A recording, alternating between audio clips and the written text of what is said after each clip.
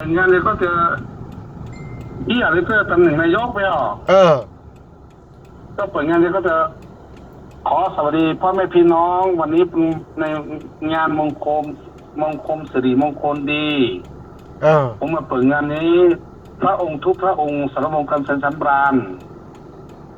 แผ่นดินนี้แผ่นดินธรรมแผ่นดินทองพริกเป็นแผ่นดินเงินแผ่นดินทองเนาะพริกกับเป๋าไหนเนี่ยไหนเพราะเนี่ยพอหมูดีเนี่ยผ่ามันเนี่ยผ่าหมูดีเนี่ยหมังมันเนี่ยหมังหมูดีเนี่ยสั่งเนี่ยล้านนะยอมลูกเช่า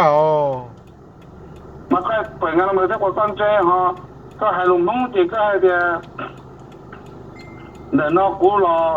โอตุขี้รู้จะไปเจ้าเลยอ่ะลูกกงช่างนอเจ้าเนี่ยที่คือถึงได้แสดงตอนน้อตัวเจ้าตัวปลาตัวเป้าไอเดียก็ตัวที่ฉันก็ตัวฉันดูเนาะโปรเจกต์ดูโปรเจกต์